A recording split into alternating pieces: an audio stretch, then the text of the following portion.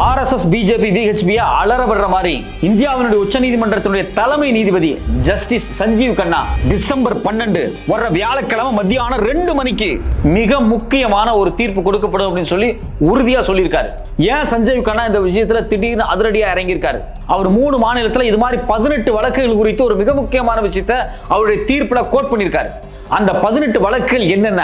உத்தரப்பிரதேச இருக்கக்கூடிய ஷாஹி ஜாம் மசூதி, மத்திய பிரதேச இருக்கக்கூடிய கமல் மௌலானா மசூதி, ராஜஸ்தான் இருக்கக்கூடிய அஜ்மீர் தர்கா, இது மட்டும் இல்லாம வாரணாசியில் இருக்கக்கூடிய ஞானவாபி மசூதி, மதுராவில் இருக்கக்கூடிய ஷாஹி இத்கா மசூதி, இது மாதிரி பாஜக ஆண்டுகிட்டு இருக்கக்கூடிய 3 மாநிலங்கள் இருக்கக்கூடிய மிக முக்கியமான 18 மசூதிகள், தர்காக்கள், இதை மையமா வச்சு RSS கடந்த 15 நாட்களாக ஒரு மிகப்பெரிய திட்டத்தை போட்டிருக்காங்க.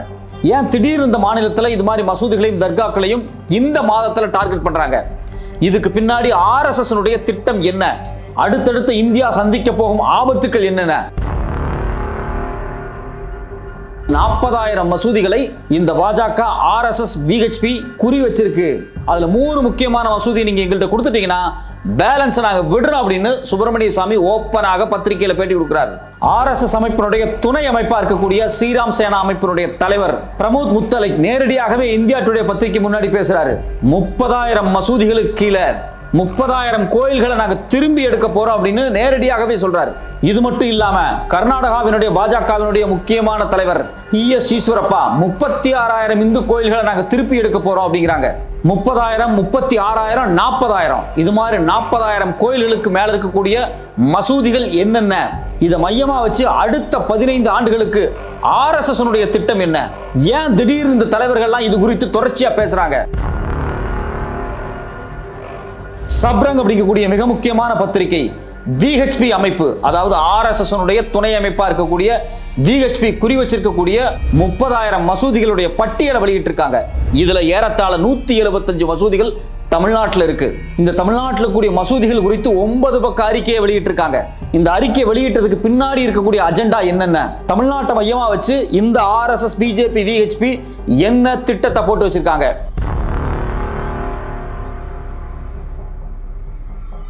கடந்த ஒரு வாரத்தில் பார்த்தீங்க அப்படின்னா உத்தரப்பிரதேச இருக்கக்கூடிய மிக முக்கியமான மிக பழமையான கிட்டத்தட்ட 600 ஆண்டுகள் பழமையான ஷாஹித் ஜமாஸ் மசூதி முன்னாடி ஒரு பெரிய போராட்டம் நடந்துகிட்டு இருக்கு.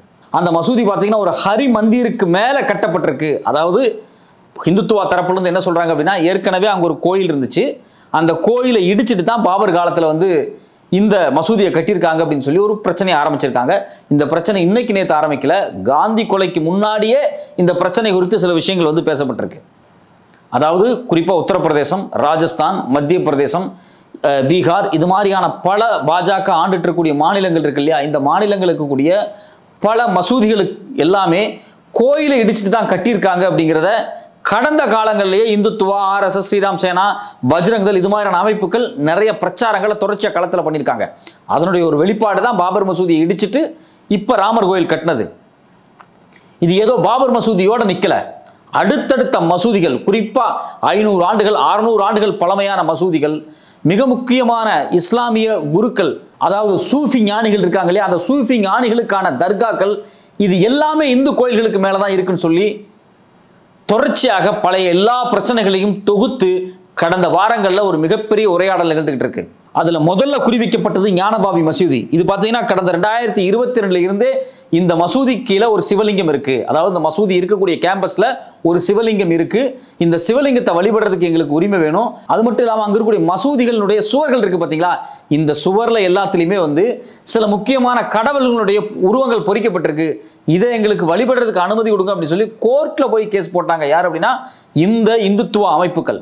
அதுல குறிப்பா பாத்தீங்க அப்படின்னா 5 பெண்கள் ஒன்னா சேர்ந்து எங்களுக்கு வழிபடுற உரிமை வேணும் அப்படின்னு சொல்லி கோர்ட்டுக்கு போய் அப்ரோச் பண்ணி, கோர்ட் அதுக்கு பிறகு ASI அப்படின்னு சொல்லக்கூடிய ஆர்கியாலஜிக்கல் சர்வே ஆஃப் இந்தியாவை விட்டு ஆய்வு பண்ண சொல்லி, அந்த ஆய்வுக்கு பிறகு இன்னைக்கு இந்துக்கள் அந்த மசூதிக்குள்ள இருக்கக்கூடிய இடங்கள்ல வழிபடுறதுக்கான உரிமைகள் வரைக்கும் இங்க கொடுக்கப்பட்டிருக்கு. அப்போ இது ஞானபாபி மசூதி 2022 துவங்குறாங்க. இதுக்கு அடுத்தபடியா பாத்தீங்கன்னா கடந்த ஒரு வாரமா உத்தரப்பிரதேசத்தில் இருக்கக்கூடிய ஷாஹித் ஜாம் மசூதி, இங்க என்ன பிரச்சனை? கடந்த ஒரு வாரத்தில் நடந்த கலவரத்தில் 5 பேர் சுட்டுக் கொல்லப்பட்டிருக்காங்க. ஒரு மிகப்பெரிய கலவரம் துவங்கிட்டு இருக்கு. இங்கே என்ன பிரச்சனை அப்படின்னா, இதே இந்துத்துவ குழுக்கள் என்ன பண்றாங்க அப்படின்னா, கோர்ட்டுக்கு போய் இதெல்லாம் ஏற்கனவே பழங்காலத்தில் இந்துக்கள் குறிப்பாக பார்த்தீங்கன்னா இது சரஸ்வதிக்கான கோயில், கிருஷ்ணருக்கான கோயில், ராமருக்கான கோயில், இங்கே சிவலிங்கம் இருக்கு, இங்கே வந்து அந்த ஓவியங்கள் வரையப்பட்டிருக்கு, அது இதுன்னு சொல்லி ஒவ்வொரு மசூதியாகவும் தர்காவாகவும் டார்கெட் பண்ணி அங்கே கோர்ட்டை இன்ஃப்ளூயன்ஸ் பண்ணி கோர்ட்டை பயன்படுத்தி ஏஎஸ்ஐ, அதாவது பாஜக அரசாங்கத்தினுடைய கட்டுப்பாடு இருக்கக்கூடிய ஆர்கியாலஜிக்கல் சர்வே ஆஃப் இந்தியா, அதாவது இந்தியாவினுடைய தொல்லியல் துறை, இந்த தொல்லியல் துறைக்கு ஒரு அழுத்தம் கொடுக்கப்பட்டு அங்கு ஒரு ஆய்வு நடத்தப்பட்டு அந்த அறிக்கையினூடாக தொடர்ச்சியாக பல மசூதிகளையும் தர்காக்களையும் தன்வயப்படுத்துறதுக்காக இந்த அமைப்புகள் தொடர்ச்சியாக வேலை செய்கிறாங்க. அதில் ஞானவாபி மசூதியை தொடர்ந்து கடந்த வாரத்தில் பார்த்தீங்கன்னா இந்த சாஹிஜா மசூதியை மையமாக வச்சு பல பிரச்சனைகள், ரொம்ப பதட்டமான சூழல் ஓடிக்கிட்டே இருக்கு. இந்த 3 மாநிலம், குறிப்பாக உத்தரப்பிரதேசம், ராஜஸ்தான், மத்திய பிரதேசம், இது மாதிரியான மாநிலங்களில் பாஜக ஆளக்கூடிய மாநிலங்களில் பல்வேறு மத கலவரங்களை இந்த கோயில்களை மீட்டெடுக்கிறங்கிற பேரில் இந்த தர்காக்களையும் மசூதிகளையும் மையமாக வச்சு பண்ணக்கூடிய அரசியலை தேர்தலில் ஓட்டா கன்வெர்ட் ஆகிறதுக்காக பாஜக இதை எல்லாத்தையும் வந்து தூண்டி விட்டு செய்யறாங்களா அப்படிங்கிற கேள்வி வருது. ஏன்னா ஒவ்வொரு மசூதியா டார்கெட் பண்றாங்க. நீங்க வந்து உத்தரப்பிரதேசக்கூடிய சாஹிஜா மசூதி, அடுத்தது பார்த்தீங்கன்னா ராஜஸ்தான் இருக்கக்கூடிய அஜ்மீர் தர்கா. இந்த தர்கா ரொம்ப பழமையானது, 13ஆம் நூற்றாண்டை சார்ந்தது. குறிப்பா சூஃபி ஞானியா இருக்கக்கூடிய மொய்தீன் சிஸ்தியுடைய மிக முக்கியமான ஒரு தர்கா. சூஃபி ஞானிகள் அன்பையும் பக்தியையும் இந்திய மண்ணில் பரப்புனவங்க. இந்த சூஃபி ஞானியினுடைய அந்த தர்காவுக்கு கீழே இந்து கோயில்கள் இருக்கு, அதை நாங்கள் மீட்டெடுக்க போகிறோம். குறிப்பாக பார்த்தீங்க அப்படின்னா இந்த அஜ்மீர் தர்கா மையமாக வச்சு ஏற்கனவே பல கான்ட்ரவர்சி வந்திருக்கு. 2007 அக்டோபர் 11 இந்த அஜ்மீர் தர்காவில் ஒரு மிகப்பெரிய குண்டுவெடிப்பு நடந்துச்சு. அந்த குண்டுவெடிப்பு ஒரு டிஃபன் பாக்ஸில் பாம்பு வச்சு மசூதியில் ரம்ஜான் டைமில் வெடிக்க வச்சுட்டாங்க. இது செஞ்சது யாரு அப்படின்னு இன்வெஸ்டிகேட் பண்ணி ஆய்வு பண்ணி கைது செய்யப்பட்ட போது அவங்க எல்லாருமே ஆர்எஸ்எஸ் காரங்க. அதில் குறிப்பாக பார்த்தீங்கன்னா கடந்த 2017 மார்ச் 22 இந்தியாவினுடைய என்ஐஏ சொல்லுது 3 பேர், அதாவது கோர்ட், ஸ்பெஷல் கோர்ட் வந்து 3 பேருக்கு வாழ்நாள் சிறை தண்டனை கொடுக்குறாங்க. யாராருக்கு அப்படின்னா பவேஷ் பட்டேல், தேவேந்திர குப்தா, சுனில் ஜோஷி, இவங்க 3 பேருமே ஆர்எஸ்எஸ் காரங்க. இவங்க தான் இந்த அஜ்மீர் தர்காவில் ஏற்கனவே 2007 குண்டு வச்சவங்க. இவங்களுக்கு 2017 மோடி அரசாங்கம் வந்ததுக்கு பிறகு என்ஐஏவினுடைய ஸ்பெஷல் கோர்ட் வந்து இவங்களுக்கு வந்து தண்டனை கொடுக்குது. அப்போ ஆர்எஸ்எஸ் இந்துத்துவ அமைப்புகள் இந்த குண்டு வைக்கிறது, கலவரம் பண்றது அப்படிங்கிறத வந்து தொடர்ச்சியாக செஞ்சுக்கிட்டு இருக்காங்க. பல மசூதிகளையும் பல தர்காக்களையும் மையமாக வச்சு இது மாதிரியான பிரச்சனைகளை தொடர்ச்சியாக கிளப்பிட்டே இருக்காங்க. அதுல 2வதா பார்த்தீங்கன்னா அஜ்மீர் தர்காவில் திரும்பவும் பிரச்சனை. ராஜஸ்தான்ல அந்த தர்காவுக்கு கீழே பார்த்தீங்க அப்படின்னா ஒரு மிக முக்கியமான பழமையான கோயில் இருக்கு அப்படின்னு சொல்லி யார் சொல்றதுன்னா ஹிந்து சேனா அப்படிங்கக்கூடிய அமைப்பு. இந்த ஹிந்து சேனாவினுடைய அமைப்பினுடைய தலைவராக இருக்கக்கூடிய விஷ்ணுகுப்தா நேரடியாக கோர்ட்டில் போய் ஒரு பெட்டிஷன் போடுறாங்க. அந்த பெட்டிஷனில் என்ன சொல்றாங்கன்னா, இல்லை இது கீழே இந்து கோயில் இருக்கு, இந்தியாவினுடைய அரசாங்கம், மத்திய அரசாங்கம், அதோட கட்டுப்பாட்டில் இருக்கக்கூடிய தொல்லியல் துறை இதை ஆய்வு பண்ணி இது கீழே இந்து கோயில்கள் இருந்தால் அது திருப்பி எங்கள்கிட்ட கொடுத்துடணும் அப்படின்னு சொல்லி ஒரு பெட்டிஷனை ஃபைல் பண்ணி கோர்ட்டில் மூவ் பண்ணுறாங்க. இவங்க இதைத்தான் ராம ஜென்மபூமின்னு சொன்ன பாபர் மசூதிக்கும் பண்ணாங்க. கோர்ட்டை வச்சு இன்ஃப்ளூயன்ஸ் பண்ணி கடைசியில் மசூதியை இடிச்சிட்டு கோர்ட்டில் தீர்ப்பு வாங்கி இன்னைக்கு ராமர் கோயிலை கட்டிட்டாங்க. அதாவது கோர்ட்டில் தீர்ப்புலேயே என்ன சொல்கிறாங்க அப்படின்னா, இந்த மசூதி கீழே உண்மையிலே இந்து கோயில் இருந்ததா என்னன்னு ஆர்கியாலஜியில் உறுதியாக முடிவாகப்படலை. ஆனால் இந்தியாவினுடைய பெரும்பான்மை மக்களுடைய உணர்வுகளை மையமாக வச்சு ஒரு தீர்ப்பு கொடுக்கறதா தான் உச்சநீதிமன்றத்துடைய முன்னாள் தலைமை நீதிபதி சந்திரசூட் வந்து அந்த தீர்ப்பை அவர் கைப்பட எழுதி கொடுத்தாரு. அதன் அடிப்படையில் தான் ராமர் கோயிலை கட்டினாங்க. அந்த ராமர் கோயில் கட்டின தீர்ப்பு குறித்து பேசும்போது சமீபத்தில் அவர் ரிட்டையர்டாக இருக்கு முன்னாடி என்ன சொன்னார் அப்படின்னா, இந்த தீர்ப்பு சொல்றதுக்கு முன்னாடி நான் வீட்டில் கண்ணை மூடி உட்காந்து ராமரை வணங்கிட்டு தான் தீர்ப்பு சொன்னேன் அப்படிங்கிறார். அப்பவே உங்களுக்கு புரிஞ்சிருக்கும் அந்த தீர்ப்பு என்னவாக இருந்திருக்கும் அப்படின்னு.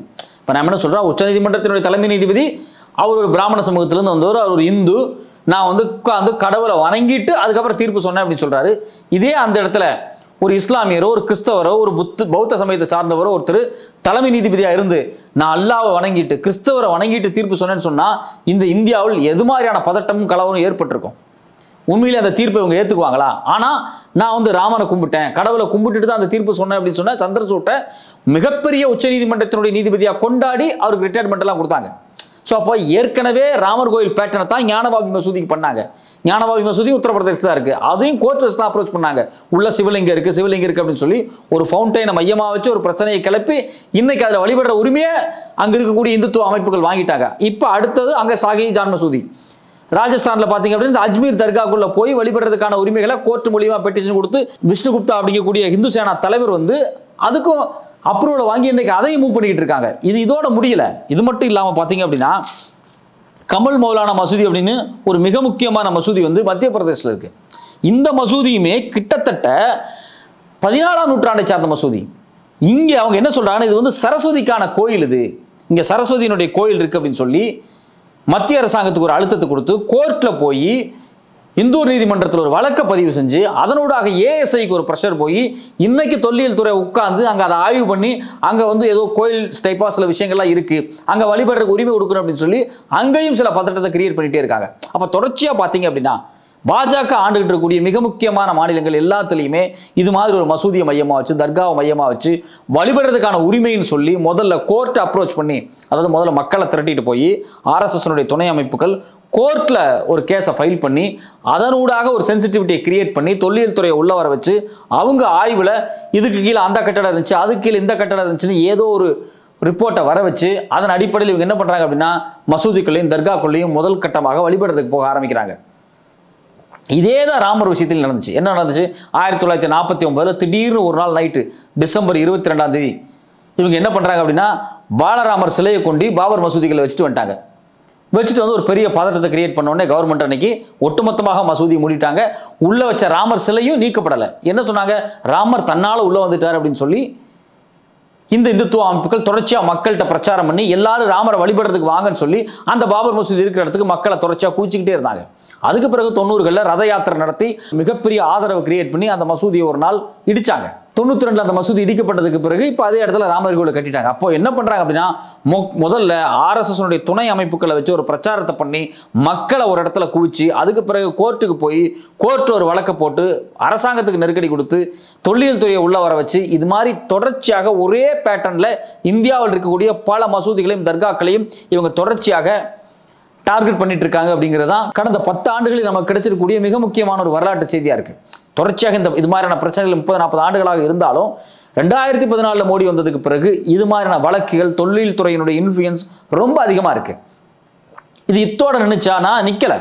இந்த பிரச்சனை எப்போ எங்கிருந்து துவங்குது அப்படின்னா 2014 சுப்பிரமணிய சாமி என்ன சொல்றாரு அப்படின்னா 40,000 கோயில்கள் வந்து இடிக்கப்பட்டு அதுக்கு மேல மசூதிகள் கட்டப்பட்டிருக்கு அப்படின்னு சொல்லி ஒரு பொது நிகழ்ச்சியில் அவர் பேசுறாரு. இது குறித்து இந்தியா டுடே பத்திரிகை சில தகவல்களை வெளியிட்டிருக்காங்க. எல்லா பத்திரிகையிலுமே அந்த தகவல் வெளியே வந்துச்சு. ஸ்க்ரோல் பத்திரிகை ஒரு கட்டுரை எழுதுறாங்க. அவர் ட்விட்டர்லேயே போட்டார். அவர் என்ன போட்டார் அப்படின்னா நீங்க ராம ஜென்மபூமி, மதுராவில் இருக்கக்கூடிய கிருஷ்ண ஜென்மபூமி, காசி விஸ்வநாதர் கோயில் இந்த 3 இடத்துலையும் எங்களுக்கு கோயில் கட்டுறதுக்கு நீங்க அனுமதி கொடுத்துருங்க. அதாவது அந்த கோயில் ஏற்கனவே இருக்கக்கூடிய மசூதியை நீக்கிட்டு சுத்தமா அந்த கோயில்களுக்கான ராமனுக்கான பூமியாகவும் கிருஷ்ணனுக்கான பூமியாகவும் சிவனுக்கான பூமியாகவும் நீங்க கொடுத்துட்டீங்கன்னா 39,997 மசூதிகள் நாங்கள் விட்டுறோம் அப்படின்னு சொல்லி ஒரு பாஜகவினுடைய மூத்த தலைவர் முன்னாள் அமைச்சர் கேபினெட் அமைச்சராக இருந்தவர் வெளிப்படையா பத்திரிகையில் பேசுறார். ஒரு நிகழ்ச்சி மேடையில் நின்று பேசுறார். எல்லா பத்திரிகையாளர்களும் அவர் பேசுறதை வந்து வீடியோ பண்ணி வெளியிட்டு இருக்காங்க. ஸோ இது ஒரு பக்கம் நடக்குது. இன்னொரு பக்கம் பார்த்தீங்க அப்படின்னா 2022 மே மாதம் ஸ்ரீராம் சேனா அப்படிங்கக்கூடிய ஆர்எஸ்எஸ் துணை அமைப்பாக இருக்கக்கூடிய அந்த அமைப்பினுடைய தலைவர் பிரமோத் முத்தாலிக் என்ன சொல்றாரு அப்படின்னா கிட்டத்தட்ட 30,000 கோயில்கள், அதாவது 30,000 temples which were demolished will be taken back அப்படிங்கிறாரு. 30,000 கோயில்கள் இடிக்கப்பட்டிருக்கு, அதை நாங்கள் திருப்பி எடுக்க போறோம் அப்படிங்கிறாங்க. இடிச்சதை எப்படி திருப்பி எடுப்பீங்க? அப்போ அதை இடிச்சிட்டு மேல மசூதி கட்டியிருக்காங்க. அந்த மசூதி இடிச்சிட்டு நாங்கள் திருப்பி கோயிலை வெளியே கொண்டு வர போறோம், கட்ட போறோம் அப்படிங்கிறது தான் வெளிப்படையாக பத்திரிகையாளர் முன்னாடி அவர் பேசியிருக்காரு. இது மட்டும் இல்லாம அதே ஆண்டுல பாத்தீங்க அப்படின்னா KS ஈஸ்வரப்பா அப்படிங்கக்கூடிய பாஜகவினுடைய முக்கியமான தலைவர், கர்நாடகா தலைவர் 36,000 temple will be reclaimed by Hindus அப்படின்னு பத்திரிகையாளர் முன்னாடி பேட்டி கொடுக்காரு. அதாவது 36,000 கோயில்களை திரும்பவும் நாங்கள் ரீக்ளைம் பண்ண போறோம் அப்படிங்கிறாங்க. அப்போ இவங்க என்ன பண்றாங்கன்னா சுப்பிரமணிய சாமி ஒரு 40,000 அப்படிங்கிறாரு, ஈஸ்வரப்பா ஒரு 36,000 அப்படிங்கிறாரு, ஸ்ரீராம் சேனா அமைப்பு ஒரு 30,000 அப்படிங்குது. அப்போ 30,000 40,000 மசூதிகளை, தர்காக்களை, இஸ்லாமியர்களுடைய வழிபாட்டு இடங்களை ஒட்டுமொத்தமாக காலி பண்ணி அதை அழிச்சு அதுக்கு கீழெல்லாம் இந்து கோயில்கள் இருந்துச்சு அப்படின்னு சொல்லி சட்டப்பூர்வமாக கோர்ட்டை பயன்படுத்தி அரசாங்கத்தினுடைய தொல்லியல் துறையை பயன்படுத்தி இதை எல்லாத்தையும் நாங்கள் திருப்பி எடுக்க போறோம் அப்படிங்கிறத தான் அவங்க வந்து முன்வைக்கிறாங்க. இதுல ரொம்ப முக்கியமான விஷயம் என்னன்னா சப்ரங் அப்படிங்கக்கூடிய மிக முக்கியமான ஒரு பத்திரிகை கிட்டத்தட்ட 10 ஆண்டுகளுக்கு முன்னாடியே VHP அமைப்பு எந்தெந்த மாநிலத்தில் எந்தெந்த மசூதிகள் எல்லாத்தையும் டார்கெட் பண்ணி வச்சிருக்காங்க அப்படின்னு சொல்லி ஒரு பெரிய பட்டியலே வெளியிட்டிருக்காங்க. கிட்டத்தட்ட 30,000 மசூதி எந்த மாநிலத்தில் எந்த இடத்துல விட்டுருக்காங்க. நம்ம தமிழ்நாடு இருக்கு பார்த்தீங்களா, தமிழ்நாட்டில் 175 மசூதிகளை இவங்க டார்கெட் வச்சிருக்காங்க. அதுக்கான பட்டியலை VHP தலைவர் அவர் பேர் போட்டு அஃபீஷியல் டாக்குமெண்ட் 9 பக்க டாக்குமெண்ட் வெளியே வந்திருக்கு. அப்போ இவங்களுடைய நோக்கம் தான் என்ன? இந்தியாவில் பாபர் மசூதி இடிக்கப்படும் போது ஒரு புதிய சட்டம் கொண்டு வர்றாங்க. என்ன சட்டம் அப்படின்னா 1947க்கு முன்னாடி இந்தியாவில் எந்தெந்த வழிபாட்டு தலம் எப்படியெல்லாம் இருந்துச்சோ அது அப்படியே தான் இருக்கணும், அதில் எந்த மாற்றமும் பண்ணக்கூடாது அப்படின்னு சொல்லி அரசாங்கம் ஒரு சட்டத்தை போட்டிருக்கு. அந்த சட்டத்தின் அடிப்படையில் பார்த்தீங்க அப்படின்னா அந்த காலத்தில் 500 வருஷத்துக்கு முன்னாடி 600 வருஷத்துக்கு முன்னாடி ராமன் கோயில் இருந்துச்சு, சிவன் கோயில் இருந்துச்சு அப்படின்னு எந்த கதையும் பேசக்கூடாது. இன்னைக்கு என்னென்ன இருக்கோ அதாவது அப்படி தான் இருக்கணும். அதுதான் இந்தியாவினுடைய ஒற்றுமைக்கு உகந்ததாக இருக்கும். ஒற்றுமையை இந்தியா இழந்துடக்கூடாது. மதத்தின் பேரால், கோயிலின் பேரால், சாமியின் பேரால் இந்திய மக்களுக்குள்ள, இந்திய குடிமக்களுக்குள்ள அடிச்சுக்கிட்டு சாகக்கூடாது அப்படிங்கிறதுக்காக அப்படிப்பட்ட ஒரு சட்டத்தை அவங்க கொண்டு வந்தாங்க. ஆனால் அந்த சட்டம் இன்னைக்கு மீறப்பட்டுக்கிட்டு இருக்கு ஒவ்வொரு நாளும். இப்போ வெளிப்படையாக கேட்குறோம், 500 ஆண்டுகளுக்கு முன்னாடி சிவன் கோயில், விஷ்ணு கோயில், ராமர் கோயில் இடிச்சுட்டு மசூதி கட்டப்பட்டுச்சு அப்படின்னு சொல்றாங்க. அப்போ 1500 ஆண்டுகளுக்கு முன்னாடி இந்தியா முழுக்க பௌத்த கோயில்கள் தானே இருந்துச்சு, புத்தருக்கு தானே சிலை இருந்துச்சு, புத்தருக்கு தானே கோயில் இருந்துச்சு. அந்த கோயில்கள்லாம் இன்னைக்கு இடிக்கப்பட்டு சிதைக்கப்பட்டு அந்த இடத்துல இன்னைக்கு ராமருக்கும் சிவனுக்கும் மற்ற சாமிகளுக்கும் சிலை வைக்கப்பட்டிருக்கு இல்லையா? அதெல்லாம் என்ன பண்றது? இப்போ தமிழ்நாட்டை பொறுத்த வரைக்கும் பார்த்தீங்கன்னா பல கோயில்கள், புராதன பௌத்த கோயில்கள் இருக்கு. அந்த பௌத்த கோயில்களில் புத்தருக்கு சிலை இருக்கு, புத்தரை வழிபட்டு இருக்காங்க. புத்த மதமும் சமண மதமும் தமிழ்நாட்டில், தென்னிந்தியாவில் எக்கச்சக்கமாக பரவி இருக்கு. இந்தியா முழுக்க பெரும் இந்தியா சொல்ல அகண்ட பாரதம் அவங்க சொல்றாங்க இல்லையா, அந்த அகண்ட பாரதம் முழுக்க பரவி இருந்து 2 மதங்கள், புத்தமும் சமணமும். புத்த துறவிகளும் சமண துறவிகளும் இந்தியா முழுக்க கால்நடையாகவே நடந்து அந்த புத்த ஞானத்தையும் சமண ஞானத்தையும் மக்களுக்கு போதிச்சாங்க. அவங்களுக்கு சிலைகள் உருவாக்கப்பட்டுச்சு, மடங்கள் உருவாக்கப்பட்டுச்சு. அதையெல்லாம் பிற்பாடு அழிவு ஏற்படுது. அந்த புத்த சமண கோயில்கள் எல்லாமே இன்னைக்கு இந்து கோயில்களா மாற்றப்பட்டிருக்கு. அப்ப இங்க இருக்கக்கூடிய புத்த மதத்தை சார்ந்தவங்களும் சமண மதத்தை சார்ந்தவங்களும் 1500 வருஷத்துக்கு முன்னாடி இல்ல 2000 வருஷத்துக்கு முன்னாடி இன்னைக்கு இருக்கக்கூடிய இந்து கோயில்கள், புராதன இந்து கோயில்கள் எல்லாமே சமண கோயில்கள், பௌத்த கோயில்கள் தோண்டி பாருங்க, எக்கச்சக்கமான புத்தர் சிலை கிடைச்சிக்கிட்டு இருக்கு. இந்த நாடே புத்த நாடுதான் அப்படின்னு சொல்லி அவங்க பேச ஆரம்பிச்சா என்ன ஆகிறது? அப்போ தொடர்ச்சியாக வரலாற்றிலிருந்து ஒரு சில விஷயத்தை எடுத்து வச்சுட்டு 500 வருஷத்துக்கு முன்னாடி ஒரு மன்னர் இப்படி பண்ணிட்டாரு, பாபர் இப்படி பண்ணிட்டாரு, அக்பர் இப்படி பண்ணிட்டாரு, அவுரங்கசீப் இப்படி பண்ணிட்டாரு, அசோகர் இப்படி பண்ணிட்டாரு, குப்தர் இப்படி பண்ணிட்டாருன்னு ஒவ்வொரு விஷயத்தையும் எடுத்து வச்சு இன்னைக்கு இருக்கக்கூடிய வாழ்க்கையில மசூதிகளையும் தர்காக்களையும் கோயில்களையும் டார்கெட் பண்ணா இன்னைக்கு இந்த பூமியில வாழ முடியுமா? இந்தியா மாதிரியான வளர்ந்துகிட்டு இருக்கக்கூடிய நாடுகளில் பல பிரச்சனைகள் ஓடிட்டு இருக்கு. வேலை இல்லை, குடிக்கிறதுக்கு போதிய தண்ணி இல்லை, மருத்துவ வசதி இல்லை, மருந்து விலை ஏறிடுச்சு. அமெரிக்க டாலரோட கம்பேர் பண்ணும்போது இந்திய ரூபாயினுடைய மதிப்பு மிகப்பெரிய சரிவை சந்திச்சிருக்கு. பங்கு சந்தையில் பெரிய வீழ்ச்சி அடைஞ்சிட்டு இருக்கு. ஒவ்வொரு நாளும் லட்சக்கணக்கான பேருக்கு புதுசாக சுகர், பிபி, தைராய்டுன்னு அதிகமாக வந்துகிட்டே இருக்காங்க. அவங்க ஆக்சஸ் பண்ற மாதிரியான மருத்துவ வசதி இல்லை, டிரைனேஜ் வசதி இல்லை, புயல் வெள்ளம் பாதிப்படைச்சிட்டு இருக்கு. நூற்றுக்கணக்கான ஆயிரக்கணக்கான மக்கள் தொடர்ச்சியாக புயல் வெள்ளத்தால் எல்லாத்தையும் இழந்து செத்துக்கிட்டு இருக்காங்க. இப்படிப்பட்ட வாழ்வியல் பிரச்சனைகள் கோடிக்கணக்கான மக்களை நேரடியாக பாதிச்சுட்டு இருக்கக்கூடிய இந்த சமயத்தில் 500 ஆண்டுகளுக்கு முன்னாடி இது இருந்துச்சு, 1000 ஆண்டுகளுக்கு முன்னாடி அது இருந்துச்சு, அதை திருப்பி இப்போ கொண்டு வரணும் அப்படிங்கிற பிரச்சனையை உருவாக்குனா இந்தியா மாதிரியான வளர்ந்துகிட்டு இருக்கக்கூடிய நாடு வளர்ச்சியை நோக்கி நகருமா இல்லை சிதைவை நோக்கி நகருமா அப்படிங்கிறதா நம்ம முன்னாடி இருக்கக்கூடிய மிகப்பெரிய கேள்வியாக இருக்கு. இந்த கேள்விக்கு எல்லாத்துக்கும் ஒரு பதில் கிடைக்கணும், இது எல்லாத்துமே சரி செய்யப்படணும் அப்படின்னா இந்தியாவினுடைய உச்சநீதிமன்றத்தினுடைய தலைமை நீதிபதி ரொம்ப ஸ்ட்ராங்காக இறங்கணும். இப்போ இருக்கக்கூடிய இந்தியாவினுடைய உச்சநீதிமன்றத்தினுடைய தலைமை நீதிபதி என்ன சொல்றாரு அப்படின்னா, இந்த கோயில் விவகாரம், இந்த 3 மாநிலத்தில் இருக்கக்கூடிய இந்த மசூதிகள் விவகாரம் எல்லாமே வர்ற டிசம்பர் மாதம் உட்கார்ந்து ஒரு ஸ்பெஷல் செஷன்ல விவாதிக்கப்படும். அது வரைக்கும் இந்த ஞானபாவி மசூதி பிரச்சனையா இருக்கட்டும், இல்ல சாஹிஜா மசூதி விவகாரமா இருக்கட்டும், இல்ல மற்ற மசூதி விவகாரம் எல்லாத்தையுமே ஊத்தி மூடுங்க. இது எல்லாத்தையுமே டிசம்பர் மாதம் 9ஆம் தேதி ஸ்பெஷல் செஷன்ல நம்ம விவாதிப்போம் அப்படின்னு சொல்லி இதுக்கு எல்லாத்துக்குமே ஒரு ஸ்டாப், ஒரு முற்றுப்புள்ளி வச்சிருக்காரு. இப்போ நாம உச்சநீதிமன்றம் மாதிரியான பெரிய அமைப்புகள்கிட்ட கேட்கறது என்ன அப்படின்னா, இதுக்கு நிரந்தரமான ஒரு முடிவை கொண்டு வரணும். இந்திய அரசியலமைப்பு சட்டத்தில் இருக்கக்கூடிய வர்ஷிப் ஆக்டை திரும்பியும் ரொம்ப ஸ்ட்ரென்தன் பண்ணணும். 1947 இந்தியா சுதந்திரம் கிடைக்கிறதுக்கு முன்னாடி இங்கே என்னென்ன வழிபாட்டு அமைப்புகள் இருந்துச்சோ அதில் எந்த மாற்றமே இருக்கக்கூடாது அப்படிங்கிற ஒரு உறுதியான சட்டத்தை திரும்பவும் இந்த உச்சநீதிமன்றம் உறுதியாக்கி இந்தியாவில் இருக்கக்கூடிய எந்த கோயில், மசூதி, தர்கா இதில் எந்த பிரச்சனையுமே வராமல் ஒரு மதச்சார்பின்மையோட ஒரு அமைதியான நாட்டை உருவாக்க வேண்டியது உச்சநீதிமன்றத்தினுடைய பிரதான வேலையா இருக்கு, ஒரு பிரதான கடமையா இருக்கு. அதை இந்த உச்சநீதிமன்றத்தினுடைய தலைமை நீதிபதி வரக்கூடிய நாட்களில் அவருடைய தீர்ப்புல உறுதிப்படுத்துவார் அப்படிங்கிற கேள்விதான் நம்ம முன்னாடி வந்திருக்கு.